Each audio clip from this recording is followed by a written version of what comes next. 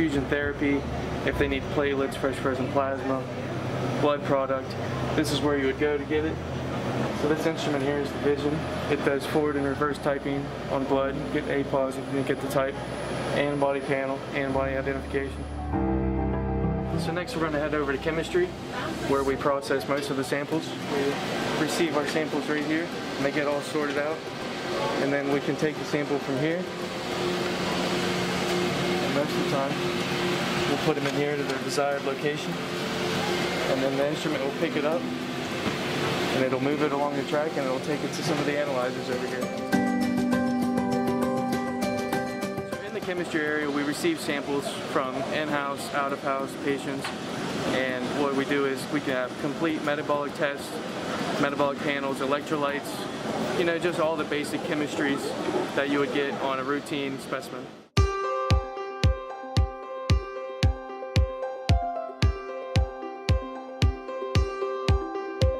Next, we're going to move over to hematology.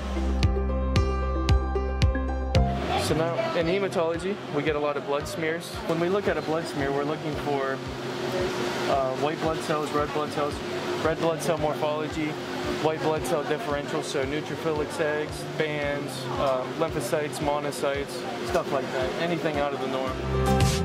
Now we're going to go across the hallway and visit microbiology. So here we have some agar plates. This is blood agar. We grow into a culture. We could take a urine sample and streak this, and then we'll do diagnostic tests on it, and we'll find out what bacteria is growing in that sample. That's a gram-negative rod, probably Klebsiella pneumo. This is the walk-in incubator, and it stays at 37 degrees Celsius, other known as body temperature, because that's what a lot of microorganisms grow at, is body temperature.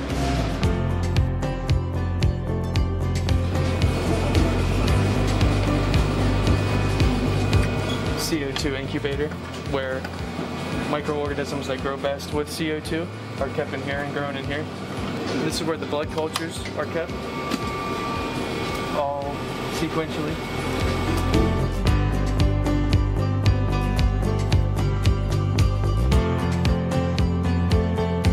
So this is the zero pressure room, or the isolation room, and in here we have the hood.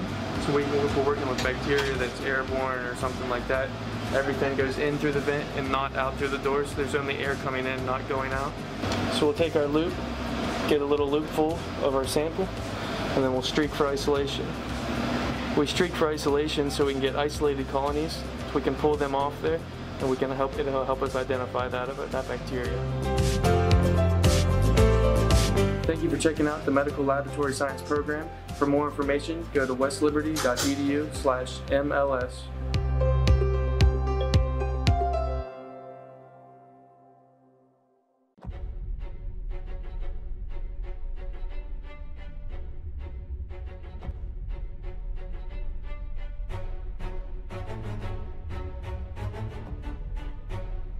No toppers on three. 1, 2, 3. Toppers!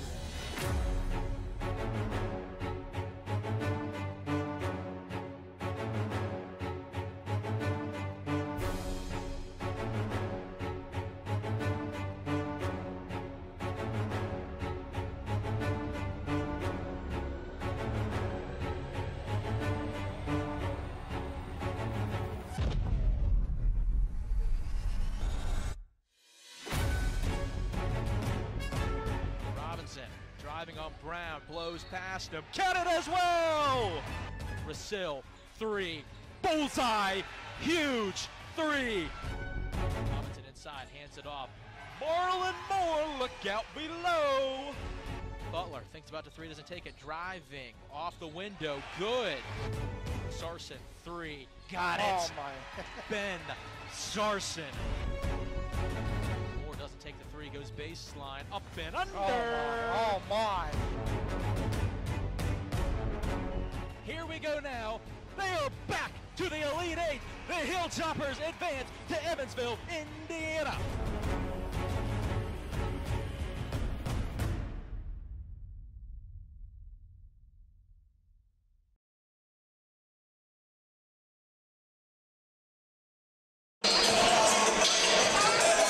Live from the ASRC on the campus of West Liberty University, It's Hilltopper basketball as they take on the Frostburg State Bobcats.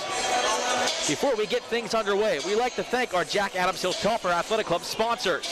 Thank you for supporting our WLU student athletes and their continued success. And those sponsors are Main Street Bank, Dr. John P. and Mrs. McCullough, Panhandle Cleaning and Restoration, Dr. Clyde and Mrs. Campbell, Belmont Savings Bank, Alco Fence, IBEW Local 141 of Wheeling, West Virginia, Calcroof Roofing and Sheet Metal, Undo's Restaurant, The Alpha Tavern, Gil Allen CPA, Generations Restaurant and Pub, WVU Medicine Wheeling Hospital, The Store, and the Dirty Dog Tavern. Hello everyone, welcome back inside of Topper's Station.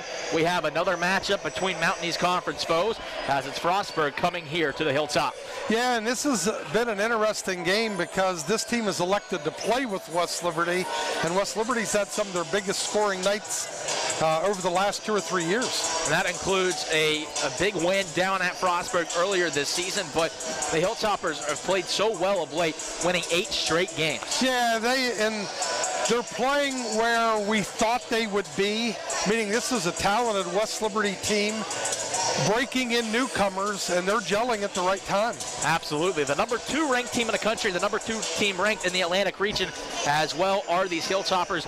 Again, winning 8 straight games, but they were aided in their last matchup down at Concord with 62 second-half points. Yeah, it was a great second half, and that's a place that West Liberty has struggled at over about 10 years. So to see them go down to Concord and take care of business and blow that game out was an encouraging sight. Hilltoppers 62 points in the second half.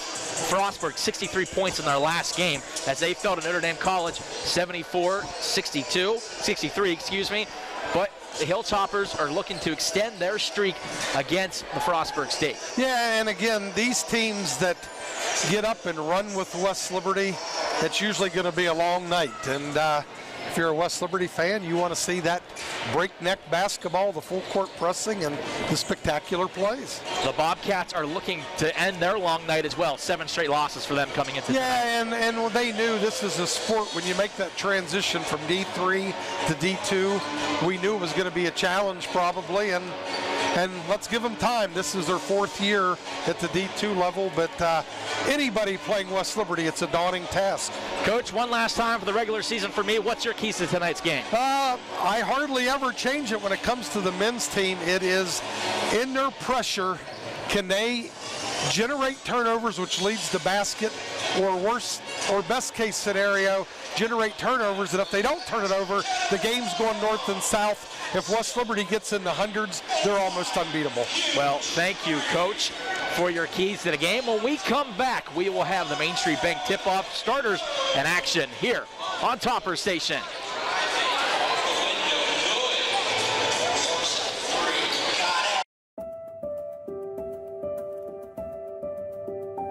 Hello, I'm Levi Phillips, a senior medical laboratory science student at West Liberty University, and I'm going to show you what it's like to go on a clinical rotation at WVU Medicine Wheeling Hospital.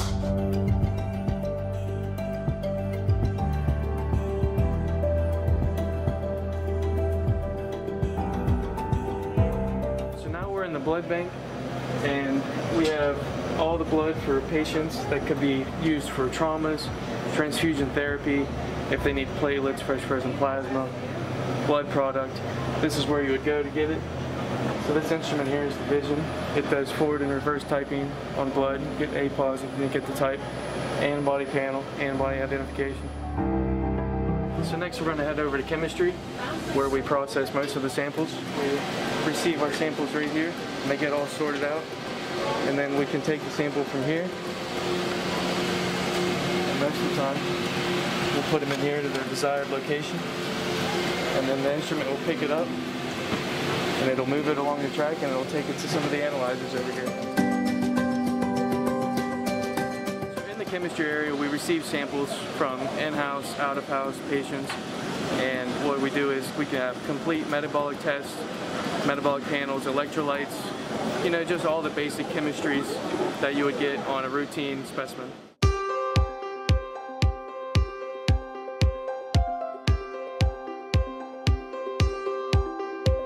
Next, we're going to move over to hematology. So now, in hematology, we get a lot of blood smears. When we look at a blood smear, we're looking for white blood cells, red blood cell morphology, white blood cell differential, so neutrophilic eggs, bands, lymphocytes, monocytes, stuff like that. Anything out of the norm. Now we're going to go across the hallway and visit microbiology. So here we have some agar plates. This is blood agar. We grow into a culture. We could take a urine sample and streak this, and then we'll do diagnostic tests on it, and we'll find out what bacteria is growing in that sample. That's a gram-negative rod, probably Klebsiella pneumo. This is the walk-in incubator, and it stays at 37 degrees Celsius, other known as body temperature, because that's what a lot of microorganisms grow at, is body temperature.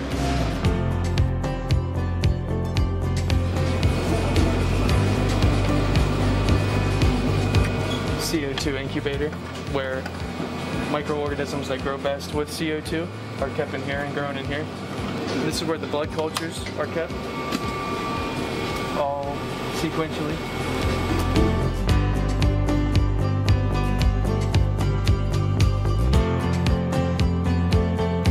So this is the zero pressure room, or the isolation room, and in here we have the hood.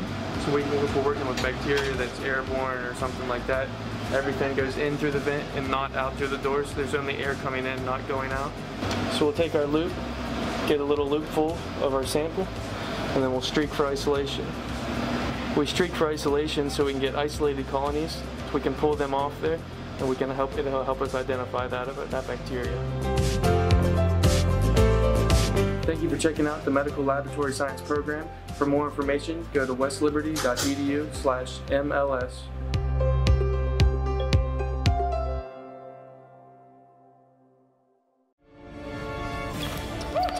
Every basket, every touchdown, every goal, and every spike. It's possible because of you. Help our student athletes compete in the classroom And for championships. By joining the Hilltopper Athletic Club.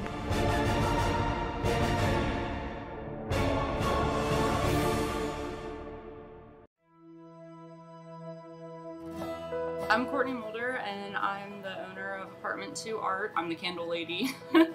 I make soy wax, hand-poured candles, and wax melts. I make all my own labels. I've made my own font that I can put on my labels. So whenever I went to West Liberty, I was in the graphic design program, so I learned how to use all the programs to make my own fonts, my logos, but I also took a lot of hands-on traditional art classes, which kind of helped me get into the candle making, and I wanted to figure out a way to make money off of what I love doing. The community around here locally, everybody's really pushing for small local businesses to thrive. I feel like I kind of just created my business at the right time to kind of like be a part of the community. I'm Courtney Mulder, and I'm proud to be a Hilltopper.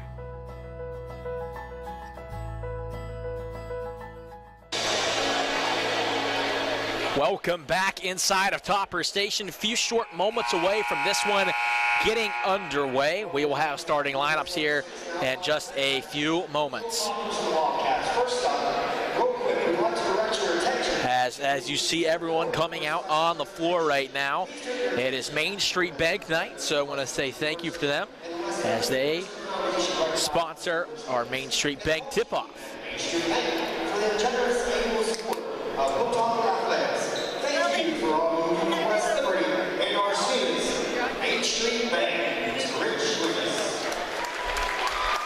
Again, a big thank you to Main Street Bank for coming out to tonight's game.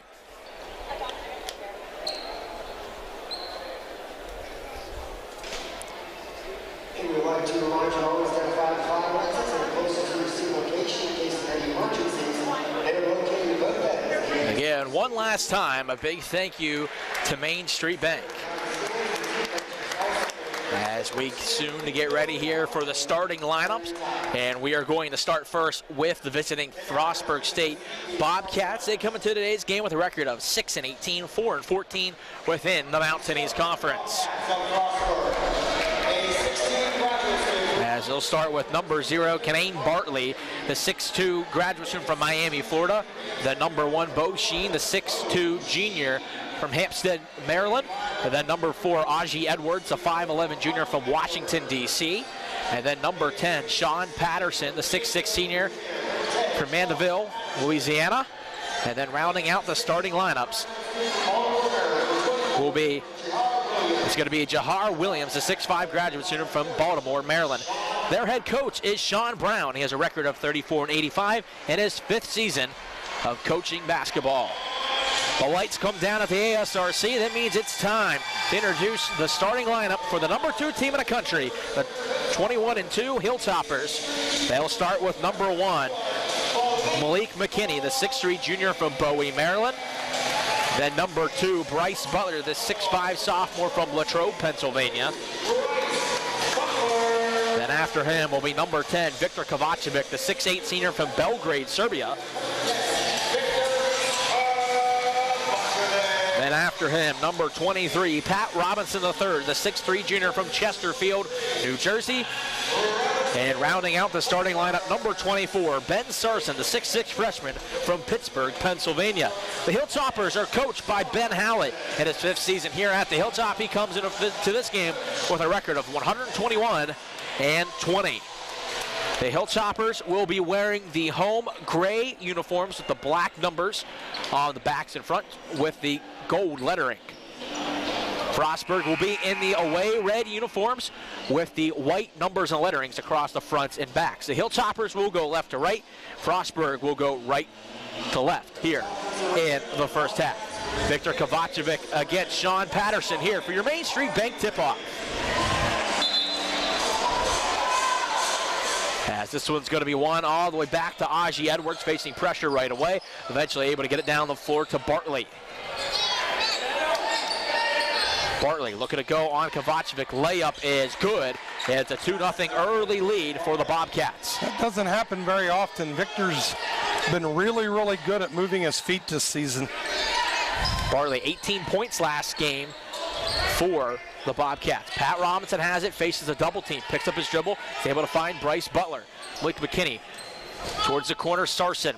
Bryce Butler of 12 to shoot, stops, finds Kovacevic, pass inside. Sarson with the quick move and lays it up and in. It is 2-2. There's a really nice slash, and Ben Sarson's one of those kids that just gets better every game. Edwards is able to get around Kovacevic. 3-ball looked to be coming, but wasn't able to have the handle was Williams. Edwards, though, will fire the triple. That touches the bottom of the rim if it touched anything. Hilltoppers will take over, looking to take their first lead of the evening.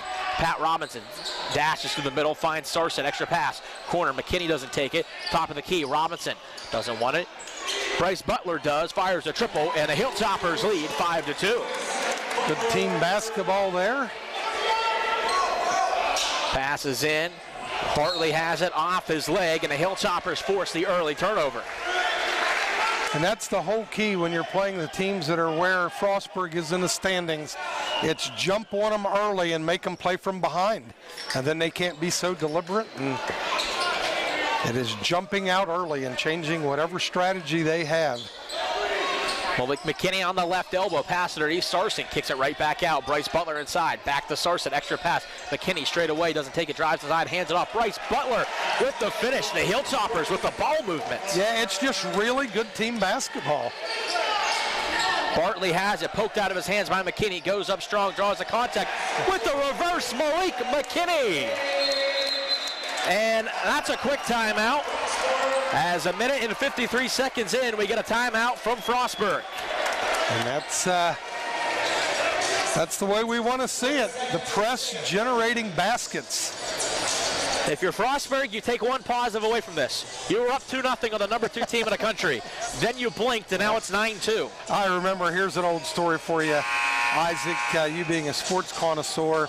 Lee Corso, when he was coaching in the Big Ten, I believe it was at Indiana, and they played a top 5 team in Michigan. They scored the first score of the game, and they took a picture of the scoreboard so he could say that he was leading Michigan. That's an awesome story there. Edwards is able to get it in as he found Sheen and got it back to Aji Edwards.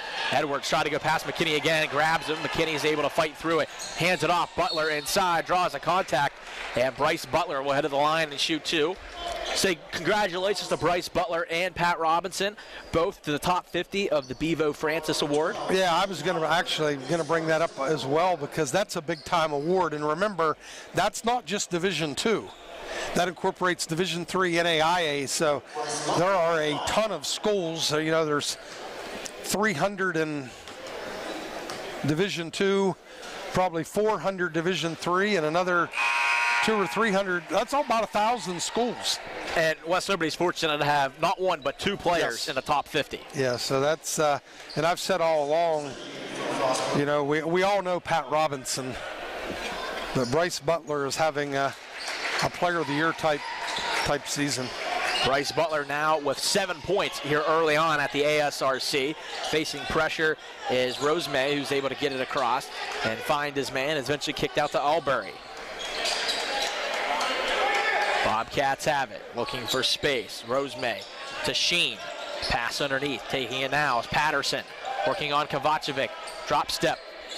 The one-hand hook is able to fall, and that's 11-4. That's a nice little move there. That was actually a pretty good D by Victor. Kovacevic finds Pat Robinson in the corner, goes baseline, floats it up, and Pat Robinson makes it look easy. Yeah, I mean, I'm laughing, and I don't mean to be disrespectful, but that's not a normal shot. Rosemay gets it across, kicks it out. Three coming by Williams off the mark. Bryce Butler grabs a rebound. Hilltoppers will push it in transition. McKinney goes inside, one-hand pass. Bryce Butler layup off the mark. Sheen grabs the rebound. Up and down they go. Sheen across half court. Stops from the elbow, mid-range jumper short. Rebound by Bryce Butler. On they go. Pat Robinson on the right side, goes in the lane, dumps underneath Kovacevic right there, and is able to rattle it home. It was either him or McKinney who was getting the basket, and Victor's right place, right time. Yeah, it's just the passing has been so good. Bryce Butler gets a piece of that one, but it goes off his foot, and Frostburg will maintain possession. West Liberty puts the next 5 in for the line change. Austin Webb, Zach Russell, Christian Montague, Garrett Denbo, and Marlon Moore. And I want to give them kudos. We were in a tight game down at Concord, up 4, and when Coach Hallett went to this, it went to 15 immediately. A kicked ball underneath. It would have been a pretty good soccer move underneath for the Bobcats, but West Liberty's able to force a turnover, and they'll have it here on the baseline. Montague was trying to find Zach Russell inside. Christian Montague is able to find Zach Russell. 16.5 minutes remaining in the first half. Denbo can't handle the hard bounce pass from Russell. It's going to be a turnover for the Hilltoppers as Williams kicks it back to number 12, Albury. He picks up the dribble, facing pressure through his hands. Marlon Moore picks it off. Marlon Moore curls it back. Russell, 3, cha-ching, 18-4. Rosemay gets it up to Sheen. Back to Rosemay.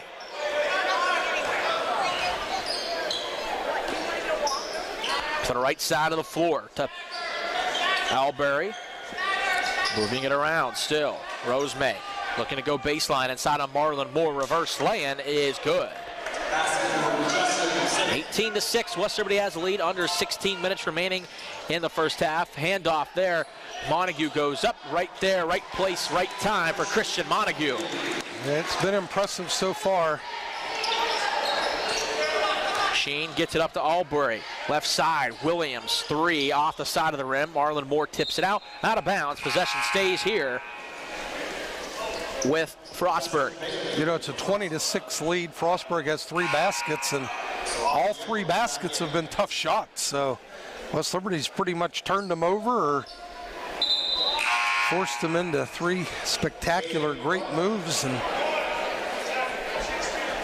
it's just when coaches fear this game. I was talking to Coach Hallett today at trap game, and I'm scared. And boy, what a way to alleviate those fears.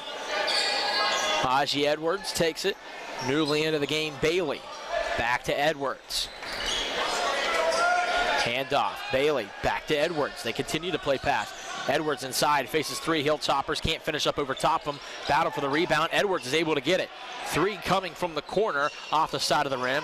Rebound underneath by number 14, Stevens. He works inside on Marlon Moore. This one's off the mark. Put back attempt also no good. Marlon Moore's able to poke it out of the hands. Montague has it down the center of the floor. Kicks it over. Rasil had the open 3, doesn't take it. Back to Montague. He pump fakes, trying to get around Aji Edwards.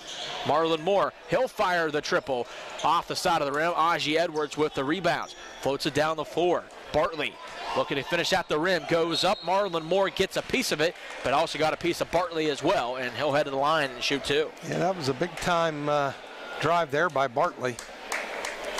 He took aim. He took flight trying to get that one, but wasn't able to finish over Marlon Moore. That leads us to the first media timeout. Hilltoppers lead 20-6, 14:38 remaining in the first half here on Topper Station.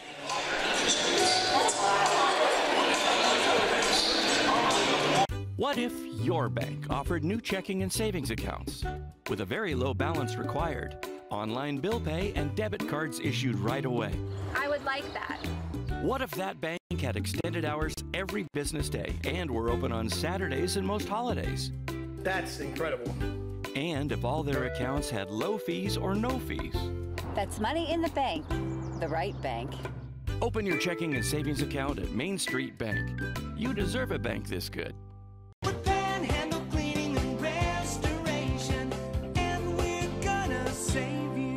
If your home or business has been damaged by fire, call the Single Source Provider. From board up to move back in, we provide content and structural services, and we guarantee no smoke smell. Panhandle Cleaning and Restoration, the team the Mountaineers call.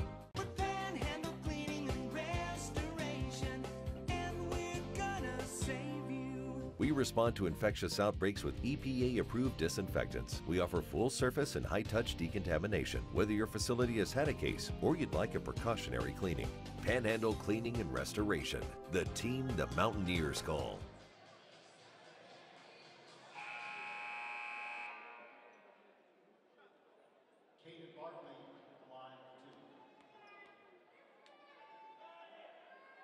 Partner here, Isaac, for his 100th broadcast.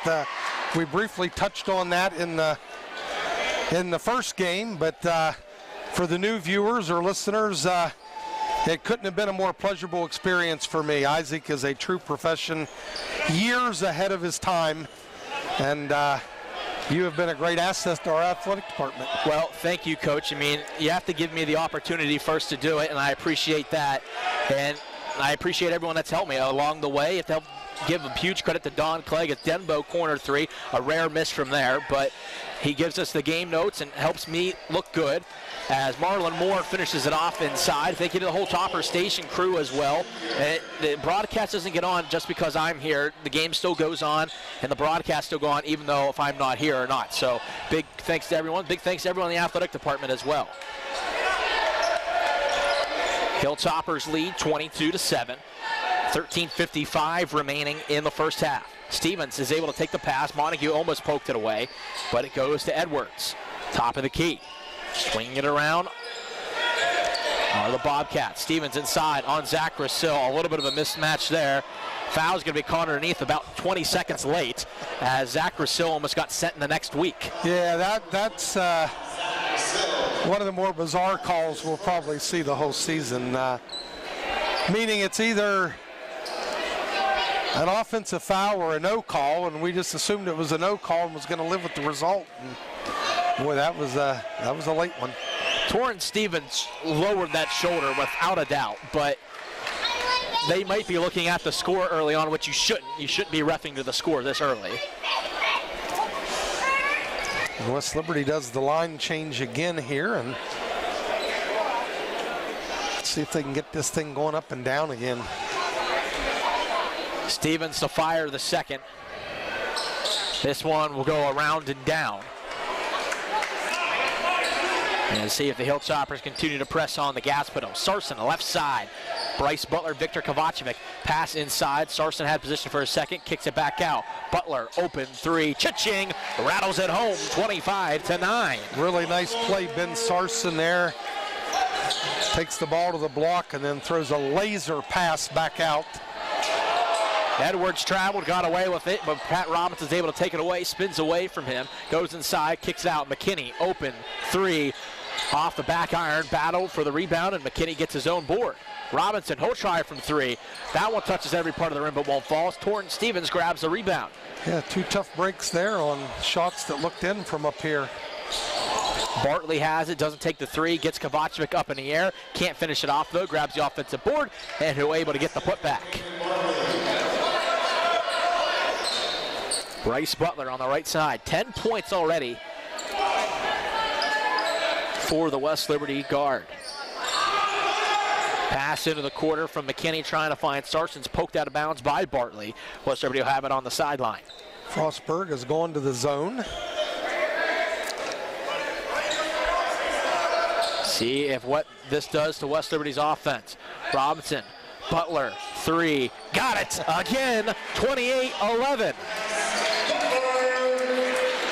Normally we see Bryce wheeling and dealing in the paint, but tonight it's been from distance. Bailey works it down and will curl it back. 12:05 remaining in the first half. West Liberty with the nice opening lead here of 28-11. Stevens has it. Back to Edwards. Najee Edwards working on the left side of the paint. Goes inside, curls, and is able to bank it in. Edwards was a leading scorer for the Bobcats last time out. Bryce Butler had it, but doesn't. Pass is going to be deflected, and West Liberty will have it on the sideline yet again. But they continue to share the basketball. No, I haven't checked. West Liberty with 7 assists already, 3 of them for Pat Robinson. Malik McKinney work now, as it looks like that zone was short-lived. Kovacevic fakes the handoff. Tries to pass underneath. Bryce Butler is able to hang on just for a minute. McKinney back out. Sarson open, 3. Doesn't touch much. And that's a rebound by Edwards. Working down left side of the floor. Bailey fires the triple. Short. Rebound by Pat Robinson. Fire wagon basketball we go. Up and down they go. And Pat Robinson gets that one to go up and down. He is just so good. If he gets going north-south, he's so strong and shifty. Bobcats are able to get it in. Stevens inside. Get that out of here. Victor Kovacevic with the block. He'll take it the other way. Hands it off. Bryce Butler goes up. Poked out of his hands. And West Liberty will have it on the baseline. A little flash there by Victor. Gets the block, the rebound, and wanted to finish it with an assist, but Bryce Butler gets stripped. That would have been pretty close to a good sequence for the possible Belmont Savings Bank plays of the game. Montague's able to get it on the right side. Bryce Butler looking to work. Picks up the dribble, kicks it out. Kovacevic straight away. Triple off the mark. Tip-in attempt, not there. Second try, also not good. As Bartley gets the pass, gets it stripped away by Pat Robinson. Hands it off. McKinney tries to outweight everybody, can't, but draws the contact, and Malik McKinney will head to the line and shoot 2. Good no-look pass. Pat Robinson has been everywhere in this half. West Liberty with the easy lead right now, and Malik McKinney looking to add on to it. McKinney on the season averages 9.3 points a game. First one rattles home. Malik's had an outstanding season, and where he's really improved is he is now a threat from deep. If anyone leaves him, he has knocked it down at a 50% clip this season. McKinney knocks down both. Zach Rusil back into the game. Najee Edwards to inbound it. Faces pressures, but he's able to get it into Albury. Faces more pressure, but finds Bartley.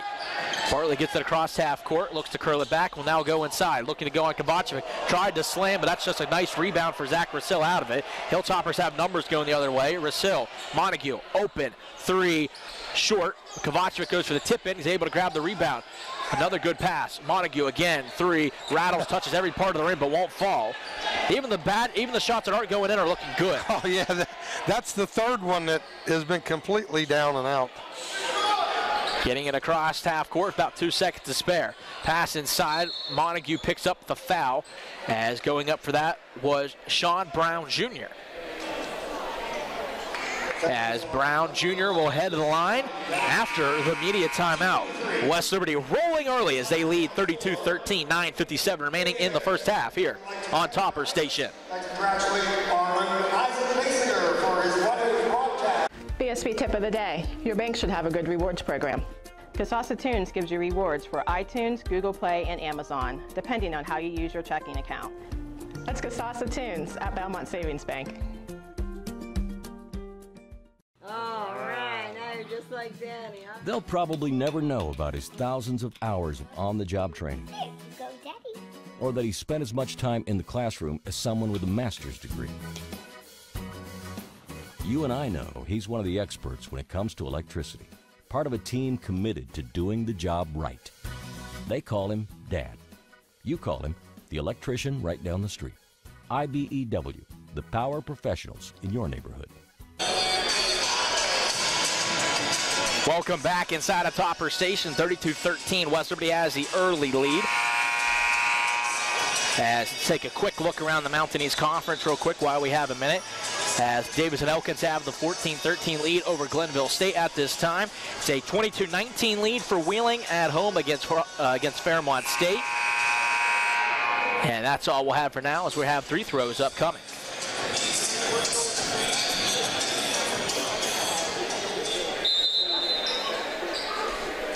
At the line, Sean Brown Jr.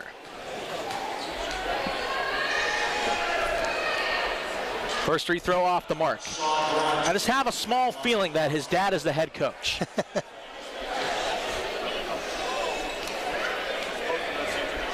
Second free throw coming from Brown. This one will fall. West Liberty has the 18-point lead. Christian Montague looking to work for the Hilltoppers. Drives in, curls it back. Robinson from the elbow. And that one actually goes around and down. It's a 360 show there. Nice little set play there with the handoff. Looking to bake the pressure is Albury. Tries to split it, but draws a contact. Foul goes against Christian Montague. That'll be his second, team foul number 4. Isaac, I asked a couple guys on the men's squad if they had a 94-foot race with the basketball in their hand on their team, who would win? Who would be the top 3 in order? Oh, I think one of them is definitely Malik McKinney. And I would probably go Christian Montague after that. And then the third, I'd be willing to give it to Pat. Well, it's funny. I asked Pat, and he put himself first. And I asked Christian, and he put himself first. So I haven't had a chance to ask Malik yet. Well, it's good they're competitors as well. We ought to see that one time here before the season ends. I picked Christian. They're all so fast, though. As under 10 seconds on the shot clock for Frostburg. Looking for space, firing the triple. Banks, but no cigar. Going the other direction, but a good hustle after the miss by Bartley. And he tries to face the pressure and split it. It goes off of Christian Montague. And it'll still be Frostburg basketball. Will Yoakum into the game for Bryce Butler. Bryce would like to have that pass back. He had Pat, and he just didn't put enough zip on it. Pass is floated in. Rosemay takes it. Curls it all the way back out. Edwards fires a 3 off the mark. Rebound by Will Yoakum and Zach Rasil. And Rasil looks to move it up to Will Yoakum. Yoakum stops, curls it back out. Pat Robinson, top of the key, driving inside, floating up over a defender, can't get it to fall. Rebound by Rosemay. Rosemay in between a defender and getting it across. Now going to the rain. Bartley goes up and draws a foul against Marlon Moore. Just that quick hesitation gave him enough space to go and have that lane. Well, you can see why Frostburg attempts to run with West Liberty, and there's no attacking the press and pulling it back out. They've got athletes. They've got kids that are trying to dunk on people,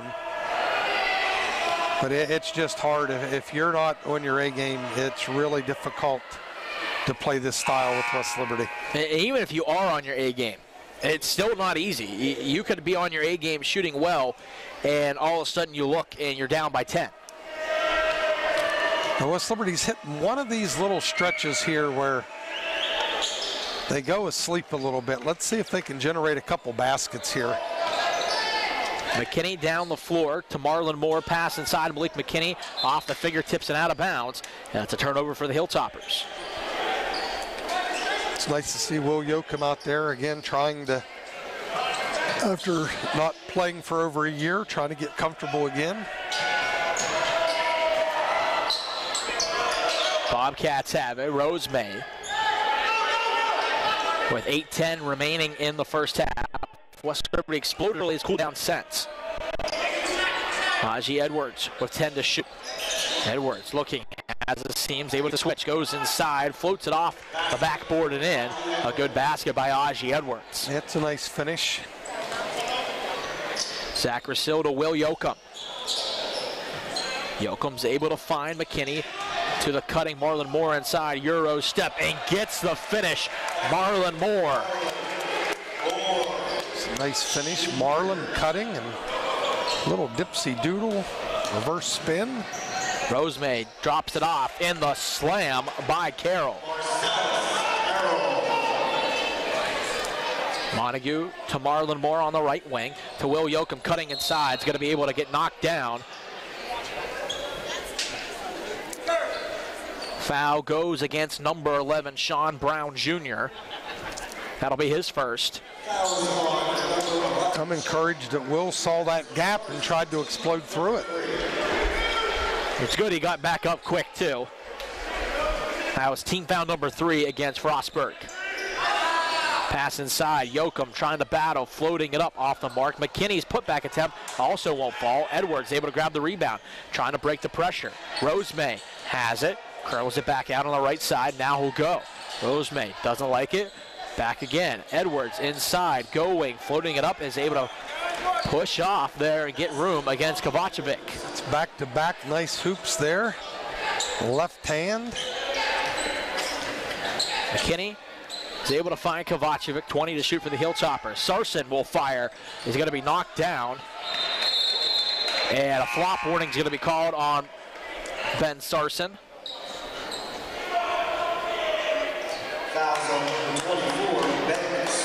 You know, we want this team to play perfect.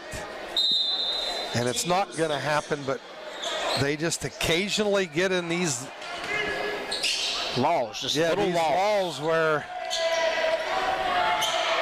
they were sitting on 30 points with a long time ago.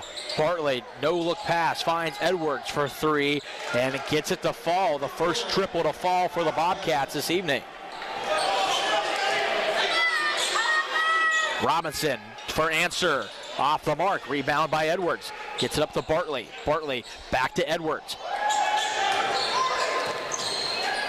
Maine Bartley. Fires the 3. Got it to fall. It's now to a single-digit game. As it's 36-28, West Liberty calls a 30-second timeout. And this is going to extend to media length. Coming back is Frostburg State here on Topper Station. Undo's Catering, family owned since 1953. With 4 newly remodeled catering facilities throughout the Ohio Valley, Undo's can accommodate banquets from 25 to 700 guests. Undo's caters weddings, picnics, corporate events, holiday events, and job site drop-offs for the construction and oil and gas industry. Call 304-233-5566 today.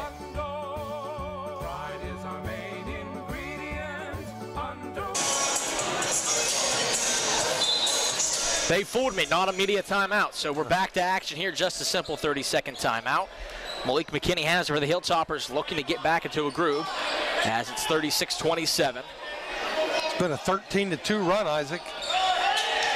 Hilltoppers started out so good, now having to try to get out of this lull. Ben Sarson does his effort and rattles it home.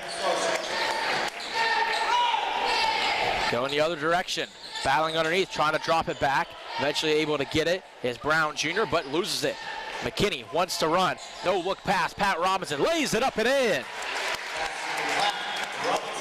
Very nice play by Malik McKinney with the drop off. Rosemay will curl it out. Didn't have a lane. Now we'll look to go. 13-point lead for West Liberty. 5:15 remaining in the first half. Largest lead was 20 before Frostburg went on the run. A good block there by Ben Sarson. Kovacevic down the center of the floor, curves it back into the corner now from Butler. Back to Kovacevic, looking. Pat Robinson wide open, top of the key. Triple coming off the mark. Rebound by Bartley. Faces the double team. Able to get up to Rosemay. Extra pass up to Aji Edwards. He's going to go, hands it off.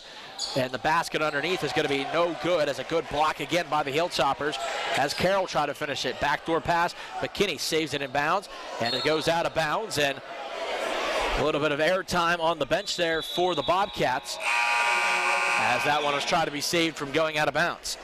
This is the media timeout this time, as West Liberty leads 40-27, 4:41 remaining in the first half here on Topper Station. What if your bank offers CDs with consistently competitive and higher interest rates? That's what I want. What if, unlike other banks, they're normally open more hours? And they don't use high teaser rates on CDs only to lower them later? Isn't that the way all banks should be? And even more, several of their CD accounts have some of the best interest rates. That's money in the bank. The right bank. Open your CD account at Main Street Bank. You deserve a bank this good. Where are you going? The store in West Liberty. The store is open 7 days a week with daily lunch specials, hot food and cold sandwiches, Patsy's Pizza, and a wide selection of chips, pop, and other snacks, as well as household goods and hygiene products. We've also got a wide selection of beer and an ATM. Stop on in and check out the store, located at the top of the hill in the town of West Liberty, a proud supporter of Hilltopper Athletics. Welcome back to Topper Station. 4:41 remaining in the first half. I'm Isaac Basinger. Alongside me, West Liberty Athletic Director and former women's basketball coach Lynn Ollum. And Hilltoppers, you said, wanting a little bit of the law, but they're starting to come back a little bit better now. Yeah, it was single digits. It's 13. They got the ball. Largest lead of 20.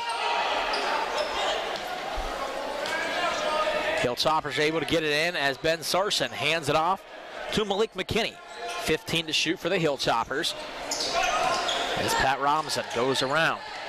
Inside, kicks it out. Sarson, extra pass, another extra pass. Butler open, three short. And he gets his own offensive rebound, goes inside and lays it up and in. Just padding the stats for Bryce Butler. And he's got 15 points already. Controlling it is Bartley. Hands it off to Edwards. Edwards continuing to work, uses his athleticism inside. Sheen with a one-hand keep in. To Sean Brown Jr. Picks up the dribble. Pat Robinson sees it, picks it off, goes the other direction, goes and lays it up and in for Pat Robinson. You know, it's not just about forcing turnover, it's scoring off of those turnovers. Edwards is able to get the inbound, kicks it over left side. Brown Jr. three off the mark. Ben Sarson grabs a rebound. Up the floor. 3.5 remaining in the first half. Robinson inside, floats it up and rattles it home. He thought he missed it, and it still goes in. Yeah, again, those are those plays that I just chuckle. You can see them happen. A 30-second timeout for Frostburg. And the two Bevo Francis top 50 finalists are showing their wares here tonight, combined for 25 points already. That's exactly what you're looking for, too. And if you can get that done, it's even better. As West Liberty in the first half shooting 52.8%, and that number actually could be better, as for the first, I think it was 6 or 7 minutes, it was 80. Well, we talked, that basket got us down there. We haven't talked much about the basket in the last month or so, but tonight it's reared its ugly head. Yeah, rattling around so much, and luckily the other team has to shoot on it in the second half. Edwards to inbound. Pump fakes, eventually is able to get into Bo Sheen. Shane picks up the dribble, throws it to no man's land, and Zach Rosillo says thank you very much as he gets the turnover. Robinson drive, kicks it out. Bryce Butler back to Zach Rosillo. Rosillo dribbles to the right side, hands it off to Pat Robinson. 15 to shoot for the Hilltoppers. Robinson drive, he hands it off. Kovacevic open, three, doesn't touch anything, goes out of bounds. Rosillo went to try to save it, but wasn't able to get there in time. And we're going to see Elijah Watson into the game for the first time for the Hilltoppers as Victor Kovacevic will take a seat. Elijah's battled some injury problems over the course of the season. Gave some very valuable minutes down at Charleston in that big win. As a foul's going to be called there against Elijah Watson, much to the dismay of the crowd here at the ASRC. Watson's first team foul number 6.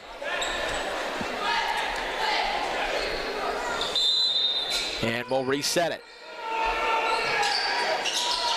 Looking to get it in, eventually Edwards does. Rosillo was able to poke it away at first and forces the travel. A great play there by Zach Rosillo. Yeah, Zach was given that. He heard the whistle and he thought, seriously, that's a foul? And it wasn't. If I'm being honest, that's what I thought too. Frostburg with 12 turnovers already.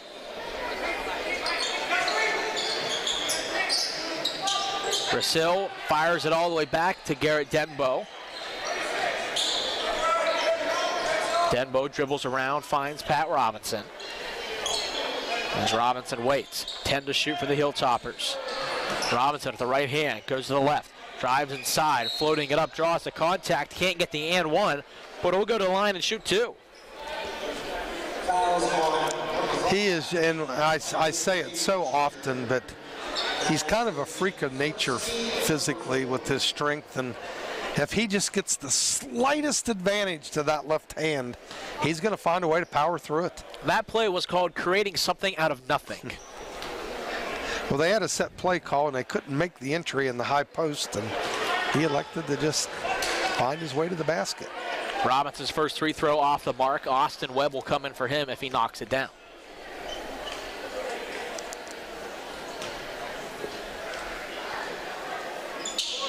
It rattles around but won't fall. Rebound by Patterson, who's able to get it down the floor. As Tate Jr. finds Edwards going inside, kicks it out at the last second. And driving inside is Bailey. Picks up the dribble, has got to get rid of it, does, finds Edwards. Frostburg now with 13 to shoot. 2:20 remaining in the first half. West Liberty with the 46-27 lead. Pump fake, Bartley at the long 2, gets the fall.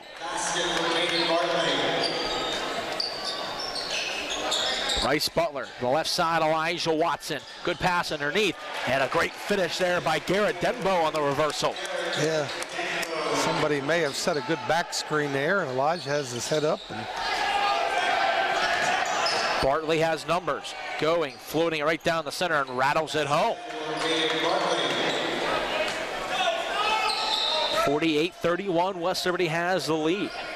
Pat Robinson dribbles to the left to Zach Rosillo. Fires off the mark with the triple. Rebound taken by Tate Jr. Gets it poked away by Bryce Butler, but Tate Jr. is able to get it right back. Cross-court pass. Edwards open. 3. Short. Rosillo tips it back out. Edwards is right there to grab it. Goes up strong against Bryce Butler. Butler grabs the board. Gets it poked out of his hands. Going inside. Trying to get it out. Turning it over and kicking it back out. Pat Robinson. Back and forth they go. Offensive foul, absolutely, as Bryce Butler is able to draw the charge. Well, we usually get to say that at least once a game. I wish that would be a stat that's kept somewhere. I imagine it is somewhere, but yeah, we thought you might be able to. It would be tagged in Synergy, which is the digital platform that the stats are logged. But I was told it's not tagged. But that'd be a nice research project. Bartley picks up the foul, his first, team foul number 5, but it seems like Bryce Butler, at least once or twice a game, he draws a charge. Pass inside, Garrett Denbo to Elijah Watson. He'll fire the long 2, short. Bryce Butler grabs the board, turns around with the baby hook, and one as well for Bryce Butler. Yeah, I was waiting for the jump hook. We haven't seen it yet tonight. And Bryce Butler now 17 points and 5 rebounds in the first half. And West Liberty's halfway to 100, so I want to put a plug in again about the 100 for 100 club. We got another contributor this week, so if you're out there and you want to get involved with this, we'd love to have you. Justin Bailey able to find the open man in Tate Jr. to Ij Edwards. We're under a minute remaining in the first half. As going now, number 22, Justin Bailey. Under 10 on the shot clock. Bailey driving on Watson, off the backboard and good. About a 3-second differential between game and shot clock. West Liberty will virtually hold it for the last shot, as Bryce Butler has it, unless they push him early. Zach Rasil, open three, got it to fall, but not gonna count.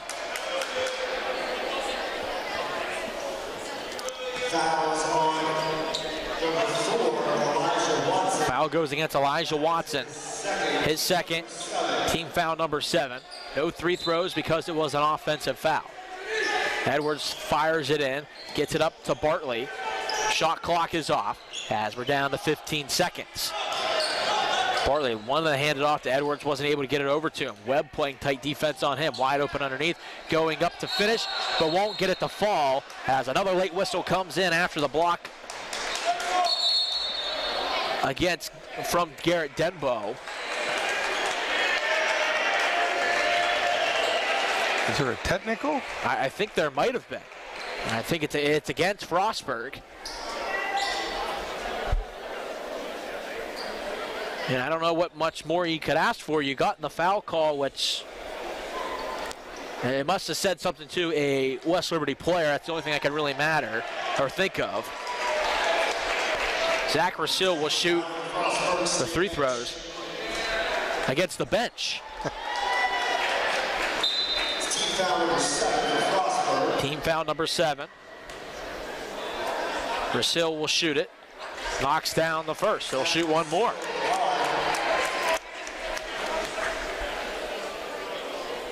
Second one will not fall. So 51-33, 8 seconds remaining. Now West Liberty common foul. That was number 12, Garrett Denbo, his first. Denbo picked up the foul, as previously mentioned, on the attempted dunk. So this will be a 2 free throws.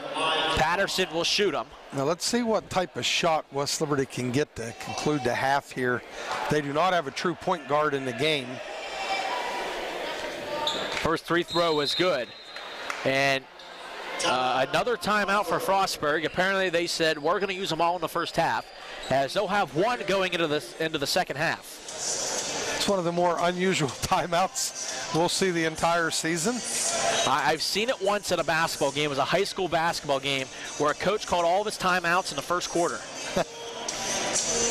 It was after the first made basket, didn't like it, timeout. Got the players over, talked about it, second one, timeout again. I mean, I guess you don't get to take them home with you, but you might want to keep them for the second half of the game.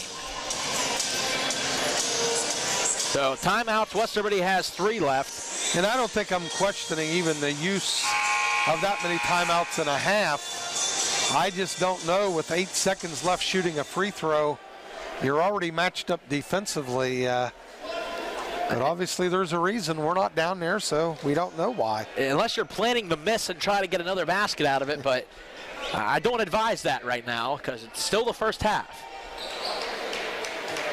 Patterson will fire the second.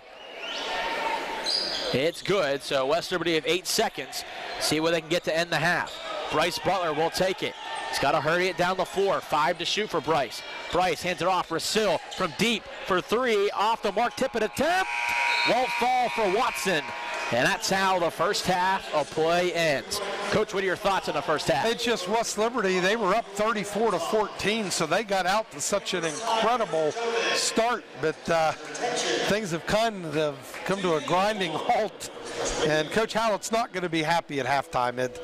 He is going to be really upset over the last 8 or 9 minutes of that half.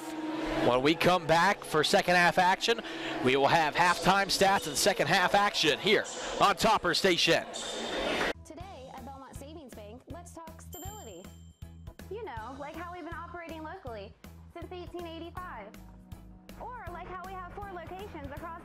money to serve you wherever you are. Or because no matter what you need or where you've banked before, we have the people and resources to make your experience fast and easy. That's what you get when you bank at BSB. We're Belmont Savings.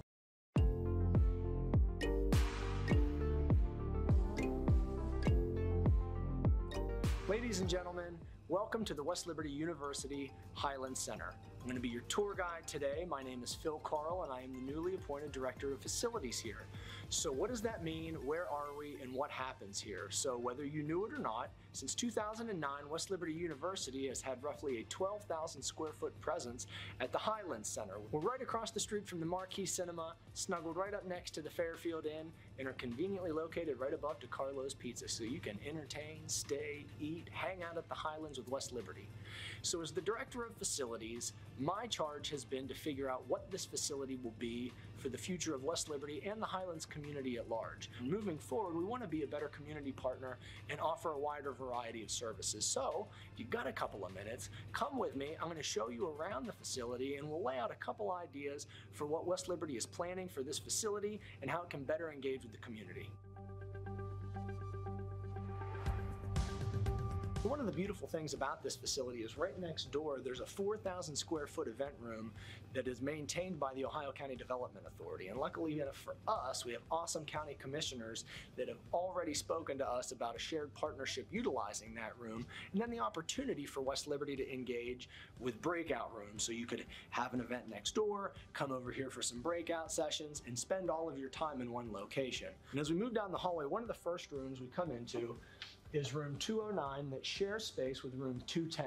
So this room is partitionable. Is partitionable a word? It can be partitioned, cut in half. So right now as the room is laid out, it's about 1,500 square feet and has room for roughly 60 guests to come and spend their time, and a little bit of spare space, so if you wanted to set up food or beverage, you could do so.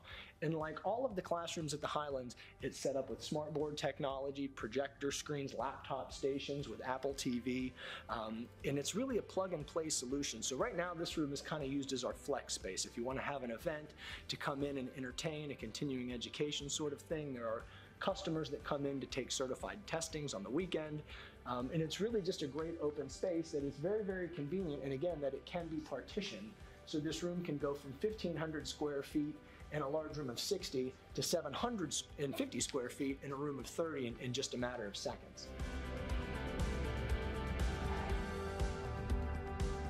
One of the things we're going to do here is repurpose some of the classroom space into clinical services center. So in the first quarter of 2022, we're going to take room 226,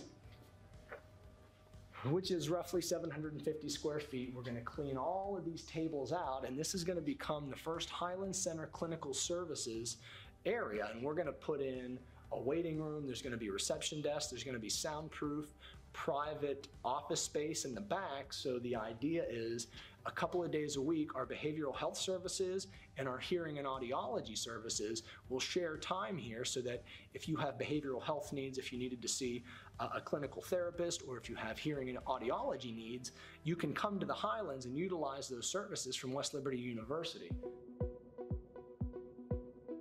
So another part of our growth as a university here is that we wanted to be more expansive for learning of tomorrow. So as we all know, remote work, remote learning isn't going away, and we have to adapt to that. So one of the things that we're committed to doing here in room 228 at the end of our facility is putting in what we refer to as a distance learning room, or a connected classroom rather, as I heard one dean put it. I like that term better, connected classroom. So we're moving on these things pretty quickly, and our goal is to have a professional distance learning center that we can utilize for West Liberty purposes, but then corporations or community partners could utilize for their purposes as well. So the last stop on our next phase of construction is going to be room 213. So we walked through 209 and 210, a 1,500 square foot room. 213 is similarly laid out in a 30 by 50 configuration, another 1,500 square foot room. So 213 right now is our largest classroom, and it, as you can see, is just one big open space classroom.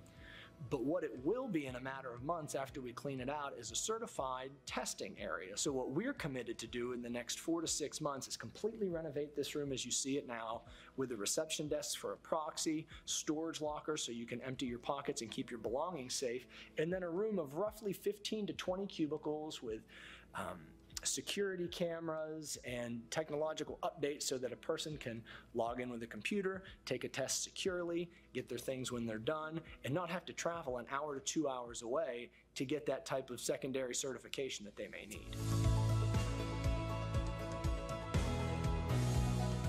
Folks, I appreciate you taking a couple of minutes to come on this mini tour with me. That's certainly not our entire facility, but it's an updated look on the next couple of projects that West Liberty is committed to providing for this community. Flexibility, continuing education, community outreach, and our rich Hilltopper culture. If you have any questions, please feel free to stop by. I'm here most days, Monday through Friday, 9 to 5, or you could reach out to us at highlands@westliberty.edu. We appreciate your time and we'll keep you updated. Thanks, guys.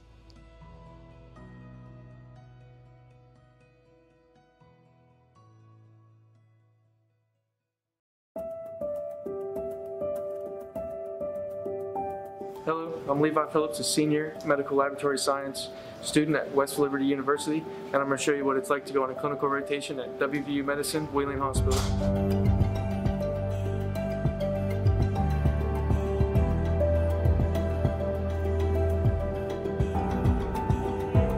So now we're in the blood bank, and we have all the blood for patients that could be used for traumas, transfusion therapy, if they need platelets, fresh frozen plasma, blood product. This is where you would go to get it. So this instrument here is the Vision. It does forward and reverse typing on blood. You get A positive, and you get the type, antibody panel, antibody identification. So next we're going to head over to chemistry, where we process most of the samples. We receive our samples right here, and they get all sorted out. And then we can take the sample from here.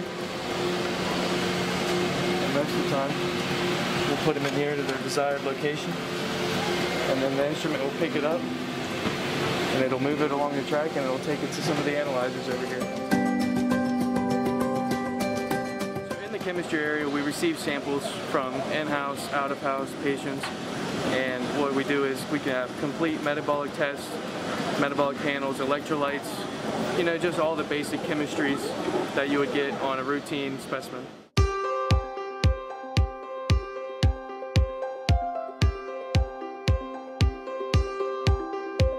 Next, we're going to move over to hematology.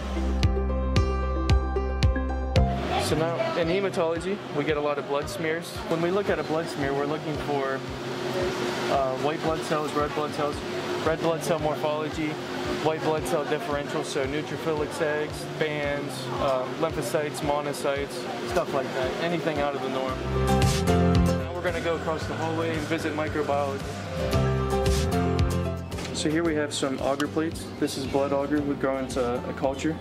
We could take a urine sample and streak this, and then we'll do diagnostic tests on it, and we'll find out what bacteria is growing in that sample. That's a gram-negative rod, probably Klebsiella pneumo. This is the walk-in incubator, and it stays at 37 degrees Celsius, other known as body temperature, because that's what a lot of microorganisms grow at, is body temperature.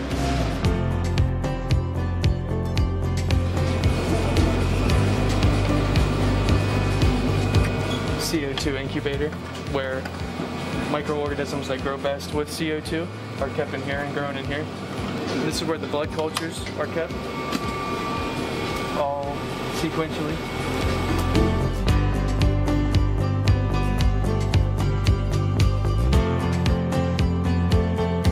So this is the zero pressure room, or the isolation room, and in here we have the hood.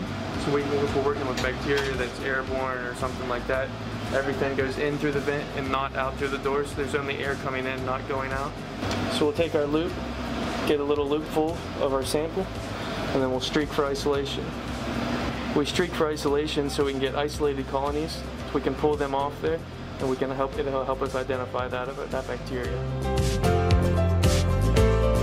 Thank you for checking out the Medical Laboratory Science program. For more information, go to westliberty.edu/MLS.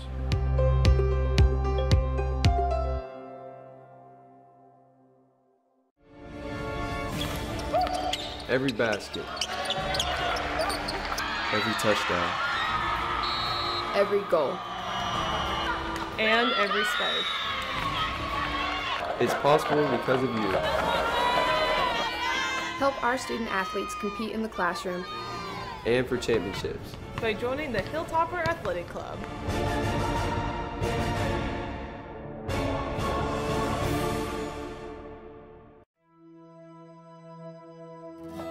I'm Courtney Mulder, and I'm the owner of Apartment 2 Art. I'm the candle lady. I make soy wax, hand-poured candles, and wax melts. I make all my own labels. I've made my own font that I can put on my labels. So whenever I went to West Liberty, I was in the graphic design program, so I learned how to use all the programs to make my own fonts, my logos, but I also took a lot of hands-on traditional art classes, which kind of helped me get into the candle making, and I wanted to figure out a way to make money off of what I love doing. The community around here locally, everybody's really pushing for small local businesses to thrive. I feel like I kind of just created my business at the right time to kind of like be a part of the community. I'm Courtney Mulder, and I'm proud to be a Hilltopper.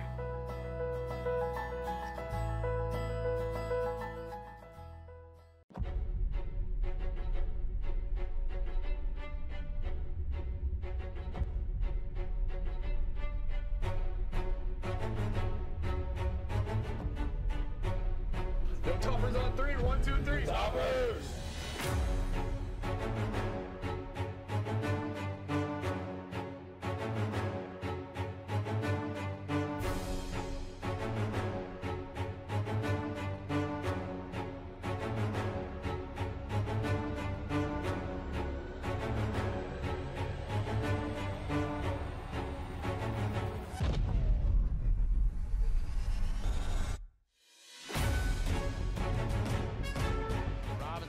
Driving on Brown, blows past him, counted as well! Rasil, 3, bullseye, huge 3. Robinson inside, hands it off. Marlon Moore, look out below! Butler thinks about the 3, doesn't take it, driving, off the window, good. Sarson, 3, got it! Oh my. Ben Sarson. Doesn't take the 3, goes baseline, up and under. Oh my. Here we go now. They are back to the Elite 8. The Hilltoppers advance to Evansville, Indiana.